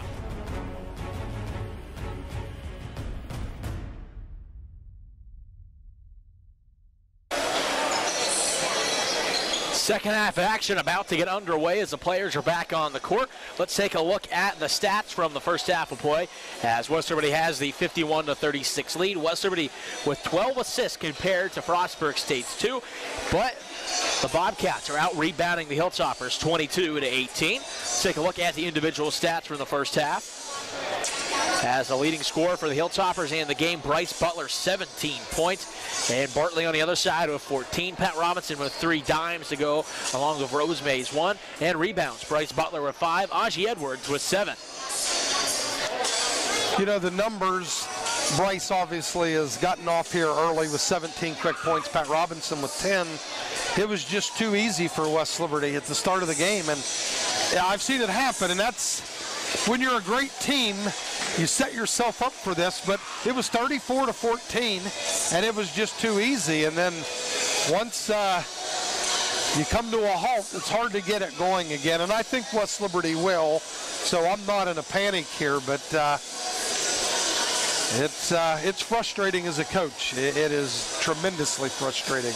West Liberty shooting 50% as a team, and Frostburg, it's kind of weird. West Liberty was at 80% at one point, Frostburg down in the 20s. Now they're kind of evening each other out, with Frostburg shooting 41.9 to finish the first half. Now the stat is, other than Bryce Butler, I believe the Hilltoppers are like 1 for 13 from the three-point line. Here I've got it. Don Clegg sent me a nice text. 1 for 16 other than Bryce Butler from deep. Yeah, sometimes it just doesn't work out for you like that, and sometimes you have the hot hand and you got to find it. Right, and they've been pretty good looks from 3, so we're not going to criticize the shot selection, and they had a number of them go in and out. But West Liberty traditionally runs a set play out of the break. Let's see what they're going to go with here. As Malik McKinney hands it off to Victor Kovacevic. Kovacevic backdoor cut. McKinney was grabbed as he went through. No whistle there for a foul, but it's going to be a turnover for West Liberty to start in the second half. As West Liberty goes right to left and Frostburg goes left to right. And I think Coach Hallett agrees with you about getting grabbed on the back cut. Bo Sheen is able to find Aji Edwards. Pass over to the right side, finds Williams. Top of the key, swinging it back over on the left side. Edwards finds Bartley. Bartley looking to go against Bryce Butler, drawing the contact. Kovacevic inside, good defense, offensive board. Putback is good for Sean Patterson. Pat Robinson cuts to the middle lane, kicks it out. Kovacevic looks down, squares up, 3-ball coming off the mark. Rebound by Malik McKinney. Pass underneath. Ben Sarson kicks it out. It's going to be tipped. It goes out of bounds. West Liberty takes it from there. Frostburg's hurt West Liberty on the offensive glass, and it's the same thing. Sometimes you forget the defensive rebound. You're looking to get out in that running game. McKinney inside, goes in, can't bank it home. Sheen gets the easy rebound. Sends it up. Edwards trying to get around Pat Robinson. Curls it back out. There's Bartley. Hands off to Edwards. Edwards inside, gets it poked away at first, but a foul is going to be called on the floor. As this one will go against Malik McKinney. That'll be his first, team foul number 1. Fouls on number 1. McKinney has his first. And one of the differences in the game, Isaac, once West Liberty started scoring at a good clip, you're not in an organized press anymore. Sheen working on the baseline, no good. Rebound by Bryce Butler. Butler crosses over, looking to work, curls it back. Butler, Kovacevic open, corner 3, off the mark. Rebound by number 24, Williams, to the left side. Working down the floor is Bartley. Bartley pauses for a second, curls it back, looking for space, looking to go on Kovacevic, had him by a step and lays it up and in. So a good early start here for the Bobcats. They've cut the lead 51-39. Pat Robinson faces a double team, finds Sarson, and his foul is going to be called on Aji Edwards as that one poked up and might have caught Ben Sarson in the face. Edwards' first foul, team foul number 1 of the second half. Malik McKinney gets it to the elbow to Bryce Butler. Butler has it inside, trying to find McKinney, just a second too late. It's going to be picked off, going the other direction. Edwards on the center of the floor, had teammates going inside, decides to take it to himself, off the mark. Bryce Butler grabs the rebound. Stretches it down the floor. Pat Robinson, open, 3. Got it, 54-39. Finally, that broke a dry spell from deep. Took the lid off the basket. And they forced a turnover as well. Because West Liberty was up for 1 of 18 from deep other than Bryce Butler, so it's nice to see Patrick knock one of those down. And again, it's just putting a couple baskets together so you get in your press and you force this tempo to go the way you want it to go. Robinson faces a double team, finds Malik McKinney. McKinney driving inside, good bounce pass underneath, and Ben Sarson finishes it off. There's another candidate for the Belmont Savings Bank play of the game. Yeah, that was a great pass. Looking to work it around. Bartley running out of time, stop, pauses, gets it over about a second to spare. 3-ball coming, got it to rattle home, was Williams. The lead is 14 for the Hilltoppers. McKinney picks up the dribble, gets it right back from Ben Sarson. Malik inside with the speed, can't finish it off. Montague kicks it right back out. Sarson for 3, gets it to fall, 59-42. Williams controls it, working against Bryce Butler, gets it across half court. McKinney almost pokes it away. And eventually it goes to Aji Edwards on the right side of the floor. Edwards with Ben Sarson playing the defense on him. Top of the key to Williams, but Butler of the defense. Sheen, fake handoff, gets it over to number 24, Williams. Williams fires the triple, gets it to fall. They refuse to go away. Williams now 6 points. And the lead is 59-45 for the Hilltoppers. Butler has it, had a lane for a second, doesn't want it, kicks it out. Montague, Christian Montague against Sheen, draws the contact, and Sheen just a little bit of a reach behind to kind of slow down. Coach Hallett's been begging for that call on a number of occasions. And that's the one that wasn't even as obvious as we've seen some of them as well. So West Liberty will inbound it on the baseline, and it'll be Christian Montague. Bounces it in, finds Pat Robinson. Robinson spinning inside, picks up the dribble, kicks it out. Rasil, top of the key. Robinson thinks about the deep three, doesn't take it. Drives inside, floating it up, and rattles it home for Pat Robinson. Williams looking to get it in, fires the baseball pass. It's going to be tipped, and eventually Sheen will take it. Drove inside, curls it back out to Williams. Shot clock didn't move, so they'll take a second to reset that. And it seems to be good now. And they say, let's roll. 15:40 remaining in the second half, 61-45. West Liberty has the lead. Edwards to Sheen. Under 20 seconds on the shot clock. Sheen stops, gets it poked out of his hands by Bryce Butler. Christian Montague goes down the center of the floor. Left side, Rasil, three off the back iron. Rebound taken by Williams. Over to Bartley, back to Edwards. Stretches the floor, Williams went for the step back, he had it, didn't take the shot. Edwards had it poked away for a second by Montague. Bartley, left side, Williams fires the three, the heat check, not hot enough as that one goes off the mark. Montague, Bryce Butler has it, and a foul is going to be called for a reach-in on Williams. And that brings us to the first immediate timeout of the second half. West Liberty leads 61-45, 14:56 remaining here in the second half on Topper Station. I'm Katie Blyfus, and I'm in the Business Management program at West Liberty University. Blyfus Tire Service has been in the family since the doors opened in 1955. My dad is the third generation to operate the business, and I hope to take it over in the future. We pride ourselves on great customer service and honest business practices. As a business management student at West Liberty, I'm acquiring the knowledge and skills I'll need to be the next manager at Blyfus Tire Service. Find out more about business management at westliberty.edu/business. Hey, my name is PJ Mazik, and I'm a second-year dental hygiene student. I chose West Liberty because it's far enough away from home, but not too far. I wanted to wrestle in college, and West Liberty Wrestling is knocking on the doors nationwide. On the academic part of things, West Liberty Dental Hygiene program is well respected nationally as well. We actually have a full-size dental hygiene clinic here on campus for West Liberty staff, students, and it's open to the community. My years here have been nothing but the best, and I feel overly prepared for my next step in life. Visit westliberty.edu/DH.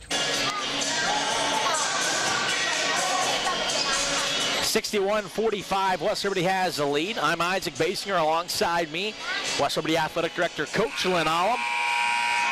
As West Liberty found out yesterday, number 2 team ranked in the land coming into tonight. Yeah, and the first official regional rankings came out today with IUP at 1, West Liberty at 2, but that's almost a coin flip call.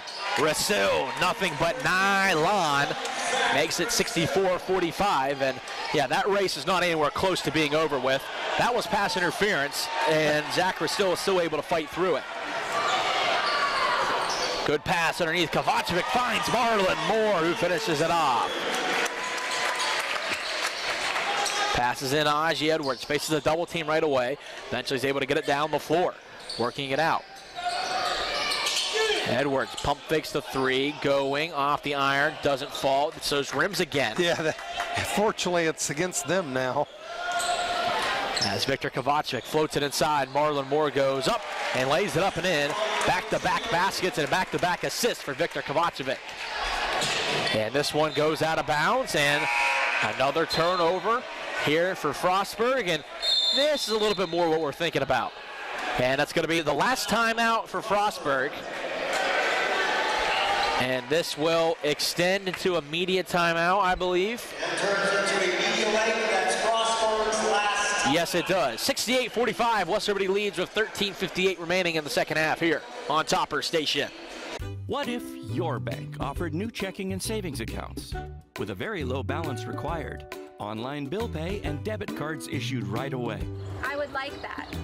What if that bank had extended hours every business day and were open on Saturdays and most holidays? That's incredible. And if all their accounts had low fees or no fees? That's money in the bank. The right bank. Open your checking and savings account at Main Street Bank. You deserve a bank this good. Panhandle Cleaning and Restoration, and we're gonna save you. If your home or business has been damaged by fire, call the single source provider. From board up to move back in, we provide content and structural services, and we guarantee no smoke smell. Panhandle Cleaning and Restoration. The team, the Mountaineers. 68-45, West Liberty still in front with 13:58 remaining here in the second half. That was Frostburg's last timeout they just used. Well, we finally got to see that spurt that we've been waiting on after Frostburg went on the 13-2 run there in the first half, but this thing got away quick. Victor Kovacevic at the right elbow to Marlon Moore. Pump faked inside. Marlon kicks it across court. Christian Montague able to toe the line and stay in. Back to Marlon Moore. Marlon works inside, dishes it out. Rasil, three, cha-ching, 71-45. That's really good basketball. Marlon Moore puts it on the floor and finds a wide open Zach Rasil. And this one very close to going out of bounds, but it's a turnover again for Frostburg. The lob, Butler can't finish it off. The tip in right there by Christian Montague. As Bartley works it across half court. First time in a while hasn't been a turnover for Frostburg. A 12-point game went to 28 in a hurry. If you blinked, you missed it. Bartley trying to work around some Hilltopper defenders. He goes inside, and it's a good job by Marlon Moore to tie him up, but he's able to get the easy basket for Bartley. You know, this is about the biggest lineup West Liberty has played all season. Rasil's pass is deflected and intercepted. Going to the rack and trying to finish it off the mark, and eventually they get it out as Rosemay was the original chance at the rim. Pump fake pass inside, trying to fake the shot, and a foul is going to be called and be inbounded on the baseline upcoming for Frostburg. Marlon Moore picks up the foul, his third team foul, number 2. And that's going to be one he's going to want to get back. It's a simple reach in there that should have been called maybe, but it was called, so you have to get that one back.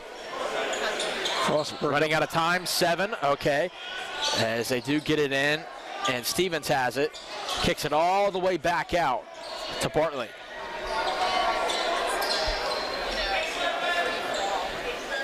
Kicking it out, Bartley fires the 3. Austin Webb with good defense. That's a foul, not going to be called, as West Liberty will push it down the center of the floor. Sarson back to McKinney, to Pat Robinson. Robinson working inside, up and under move, can't finish it off. And the basket won't count, obviously, because it wasn't going in, as Sarson went to finish it off. So Pat Robinson will head to the line and shoot 2. Foul goes against number 12, Jalen Albury. His second, team foul number 4.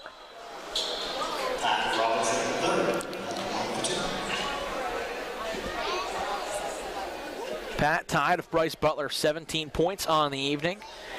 And takes a lead now as he gets the first one to rattle home. Just West Liberty has so many weapons that can score, and it's not unusual for, you know, Bryce had 17 in the first half, hasn't scored here in the first 8 minutes, but everybody else is scoring. Going inside and laying it up and in is Tate Jr. West Liberty, they like that though. That moves the pressure of the game along and gets the tempo up. As Ben Sarson has it, kicks into the corner, Austin Webb. Has Pat Robinson with a pass from Webb. Handoff, McKinney inside, silky smooth Malik McKinney. Pass is floated in. Bartley gets it across half court. Faces pressure from Webb, and Webb will drop off and go play defense on his man. And controlling it now is Albury. Pass to Stevens.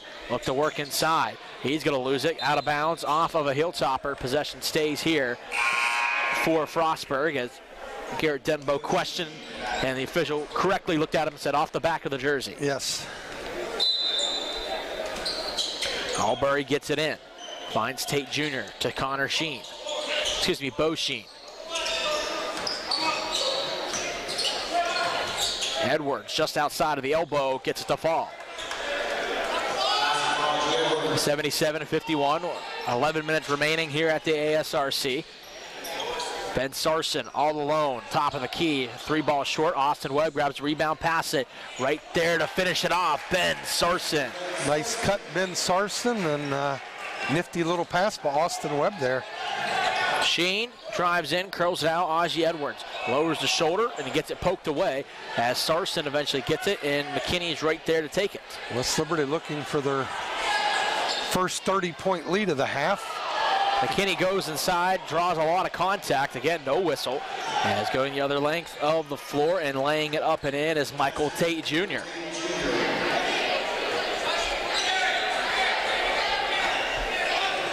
Pat Robinson walks it across half court. 10:15 remaining in the second half. Robinson driving, kicking to the corner. McKinney for 3 off the mark. Webb tips it out, and Ben Sarson takes it. Top of the key, Pat Robinson. He'll fire the triple off the front iron. Won't fall. It's going to be tipped out of bounds, and it's going to go off of Ben Sarson, they say. I'm going to say that's incorrect. And it's going to lead us to the media timeout. They might have time to think about this one as West Liberty leads 79-53, 9:59 remaining here on Topper Station.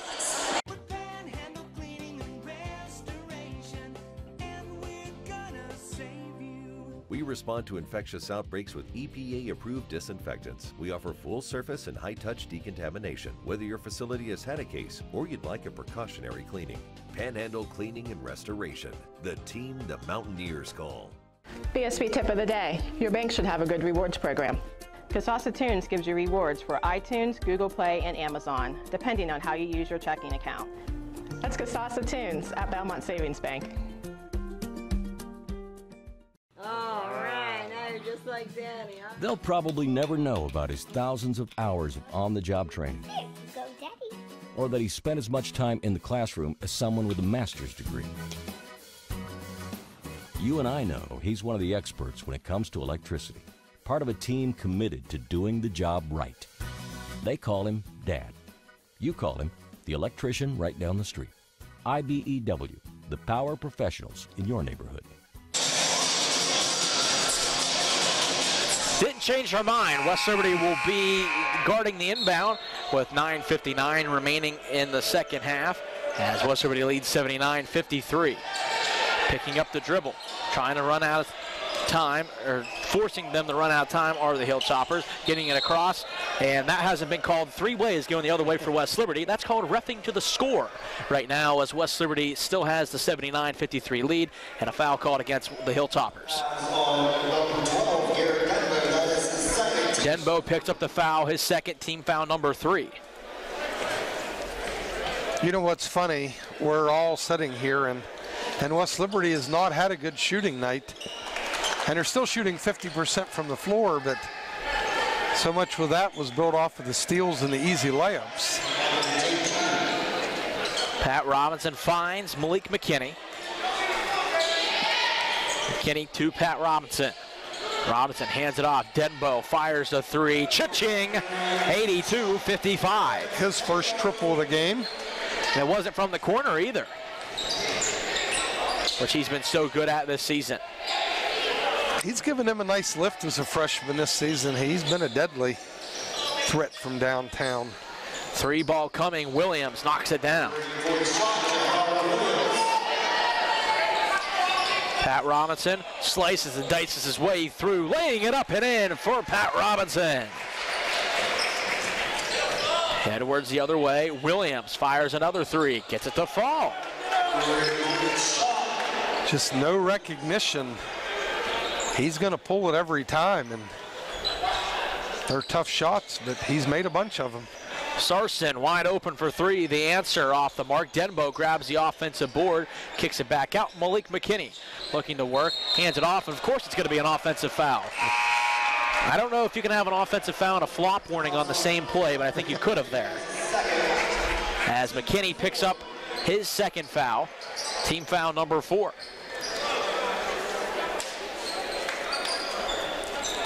Williams, I believe, has hit all 4 of his threes in this half. And getting it in 4.99 seconds and laying it up and in for the Bobcats. Marlon Moore has it, driving inside, and look out below! Marlon Moore with the slam. And Marlon's going to poke this one away. Rasil kicks it over. Montague doesn't take the 3, and he says, I'll take the easy 2 inside, and it's 88-63. Roseme has it, picks up the dribble. Pass is going to be picked off. Bryce Butler looking to go. Hilltoppers have another extra pass. Rasil, 3, cha-ching, 91-63. That's a great extra pass there. Roseme gets it. Williams open for 3. And apparently he's cooled off just a little bit as Kovacevic is able to pull down the rebound. Victor finds Bryce Butler.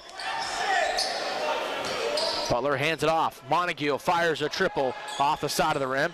Battling for the rebound, poking around is Stevens. Stevens throws it back towards his own basket and gets it up, and eventually that foul is going to be called on Bryce Butler, trying to poke it around the other way as Albury had a step. You know, it's been such a weird game. West Liberty sitting at 28-point lead, but it's been 3 distinct spurts. You know, the early blitz, it was 34-14. Then they had the blitz where they took it to 28. Then it went to 21, and now it's back to 28 pretty quickly. That foul was on Bryce Butler, his first team foul number 5. Roseme getting around a couple of defenders, kicks it out, and out of the corner has Bartley on the baseline. Pump fakes, fires it all the way back out. Going now is Tate Jr. from the foul line. Nothing but nets.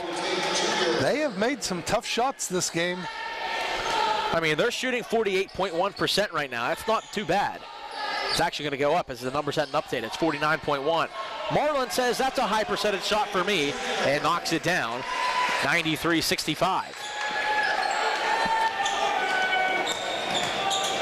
Bartley pass inside. Shot's going to go and rattle home. They get the roll on that rim. 93-67. Kovacevic to Bryce Butler. Butler was trying to get it poked away, but is able to keep on to it. Bryce working, fires it over. Montague has it, 10 to shoot. Cuts to the lane, laying it up and in as Christian Montague. That's a blatant shove. That's not even close. There's nothing I could say. That was terrible. 3 ball coming. Michael Tate Jr. off the mark. Ball don't lie.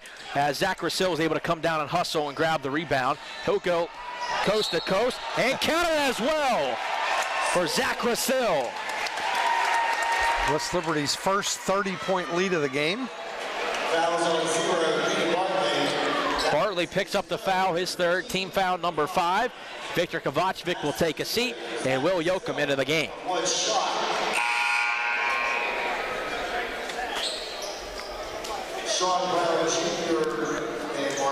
Rasil will shoot the extra.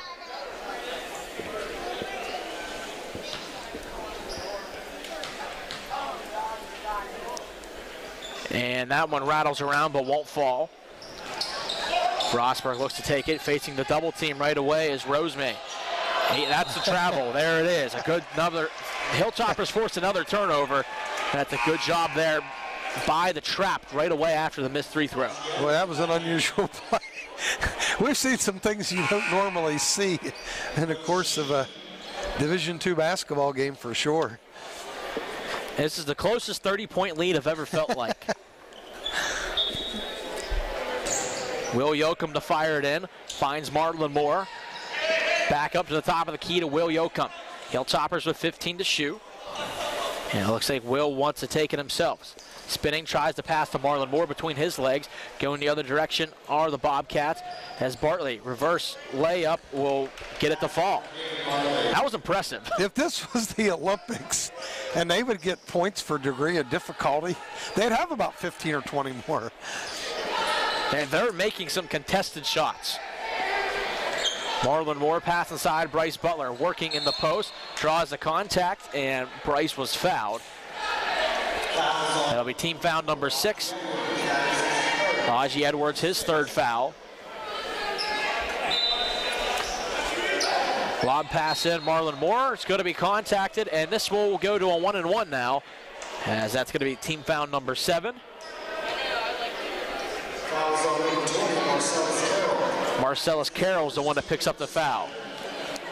That's his first. Again, as I mentioned, team foul number 7. Marlon knocks down the first.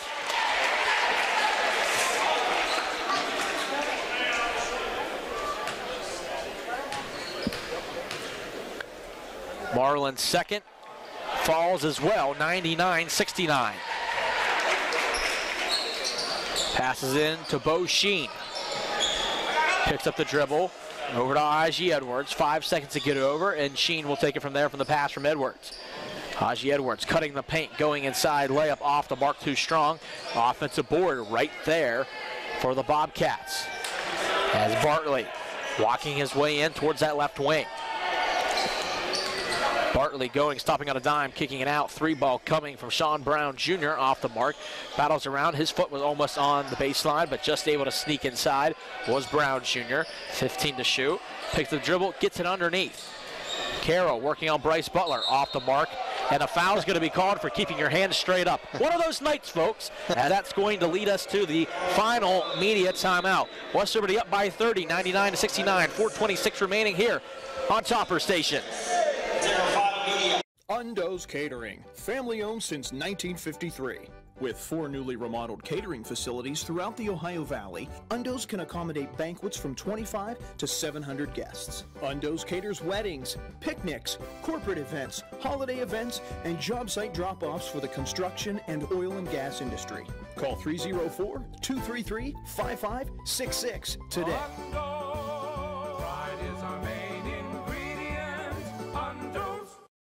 What if your bank offered CDs with consistently competitive and higher interest rates? That's what I want. What if, unlike other banks, they're normally open more hours? And they don't use high teaser rates on CDs only to lower them later. Isn't that the way all banks should be? And even more, several of their CD accounts have some of the best interest rates. That's money in the bank. The right bank. Open your CD account at Main Street Bank. You deserve a bank this good. 99-69, West Liberty has a lead as Marcellus Carroll will head to the line and will be shooting 2 shots here. And West Liberty trying to inch their way closer to possibly clinching another Mountain East Conference regular season title. But they have the big one on this upcoming Saturday at Fairmont State. 2-4, women first, men after. And the Hilltoppers will close out the home slate next Wednesday against Notre Dame College, and then finish out the regular season against Wheeling.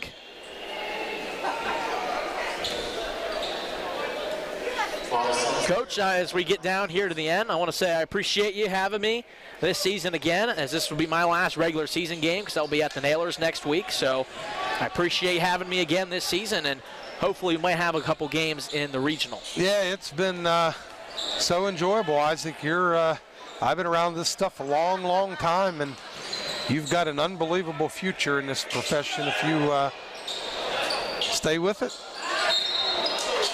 Thank you, I appreciate that. 3-ball was off the mark by Denbo as Luke Powell tried to save it, wasn't able to. It's going to be Frostburg basketball.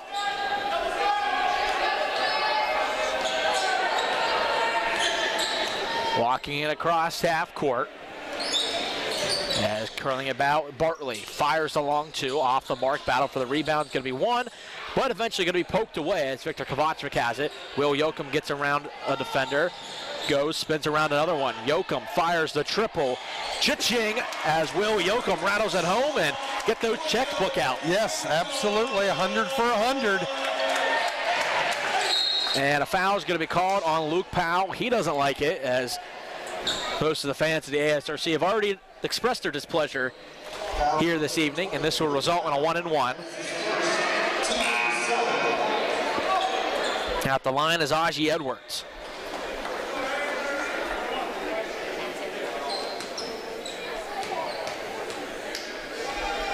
Edwards' first free throw off the back iron. Rebound's going to be taken by Kenny. Back to Edwards. Long two again, and this one will fall. Another difficult shot that goes in. They've made some tough ones the entire night. We just keep talking about it. Will Yoakum at the top of the key, picked up the dribble, is able to find Garrett Denbo shaded to the left side. Denbo inside, goes up strong and rattles it home for Garrett Denbo. It's a nice play. We don't see him put it on the floor much. Normally just a straight shooter, but is doing a good job. Battling inside as Bartley goes inside. Denbo strips it away. Denbo tried to argue one off his foot, and it did not. 2:59 remaining here. West Liberty is, I'm going to say, has a pretty good chance to improve their record to 22-2 and 16-2 within the conference, keeping them atop of the Mountain East Conference. And these games are so important to have to win as you get down to the regional rankings, as Will Yoakum gets the block from behind. Austin Webb stopping on a dime, gets into Elijah Watson, works his way into the paint, and lays it up and in for Elijah Watson.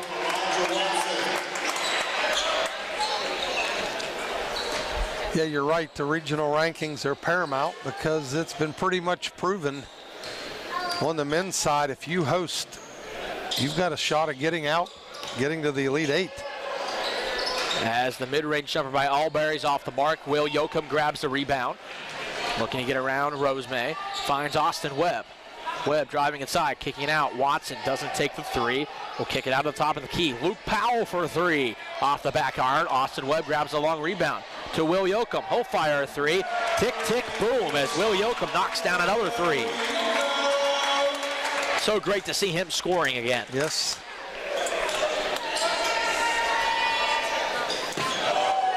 Controlling it now are the Bobcats, working inside the lane. And an offensive foul is going to be called as Sean Brown Jr. tried to work his way in. Fouls on number 11, Sean Brown Jr. That is his second, team number 8. His second, team foul number 8. Elijah Watson will walk it down the floor. Watson going, kicking into the corner. Luke Powell, open three. Cha-ching! 112-71. West Liberty's now 12 of 38, 13 of 39 from three land after 4 for 20 to start the game. Made a third of the threes. Going and driving the lane there was Rosemay, and his shot was off the mark. This result in 2 shots. Lucky it wasn't an and one to the goaltend, but honestly, if they wanted to be a goaltend, you can give them the 2 points if they really want it. Well, West Liberty's pushed this up to a 41-point margin. And that's what we talk about, and I hope we don't sound like this, which we fall into the trap like everybody else. The expectations are so high. And if you're not winning by 35-40, it's like, what's wrong? We can't make a shot. But they're 23-2 for a reason after this buzzer goes off.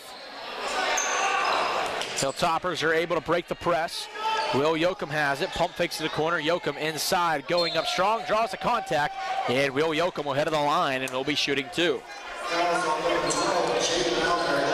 know, I was glad to see Will knock down a couple of threes. He was shooting around down here the other day when I was walking through the building, and he was just on fire getting some shots up. So it's nice to see him step out and knock a couple down from deep. 7 points already, looking to make it 8 here at the line. And it rattles home. one of the best shooters I've seen in the conference in my time here, in Will Yoakum. Well, and he's a really good offensive rebounder, you know, in his career, and he's been a major component of a lot of wins, and unfortunately suffered a knee injury late last year and missed the run to the Elite Eight. Austin Webb to inbound it, facing pressure. Webb's able to get it into Denbo. Denbo's able to get it out of the corner to Austin Webb. Webb loses it for a second, gets it back to Elijah Watson. Watson to Will Yoakum. He'll fire another triple off the mark. Powell's able to tip it up in the air, pinballing around, and eventually grabbing it as Albury. 35 seconds remain here at the ASRC. Again, one more home game left here in the regular season as the 3-ball is good for Brown Jr. It'll be next Wednesday against Notre Dame College. It'll also be senior day as well. Shot clock is off. Watson's going to drive, stopping on a dime, going and can't get the layup to fall out of bounds. And they'll say it's going to be Bobcat basketball.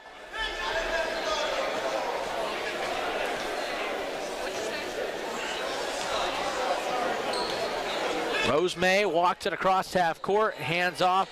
Brown Jr. fires a triple off the mark. Luke Powell grabs the rebound.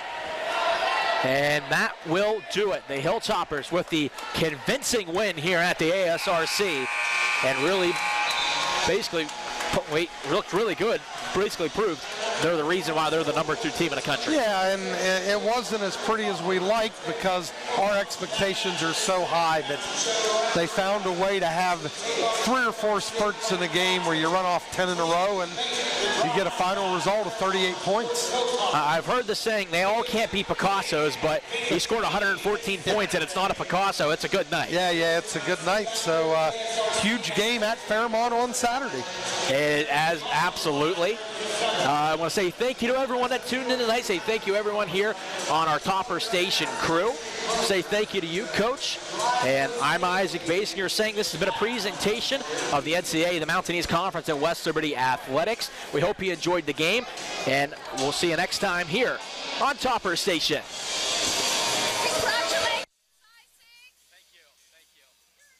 I'm Carly Pajak, and I'm a senior majoring in nursing at West Liberty University. I've always had an interest in medicine, but I chose to major in nursing because I love to help others and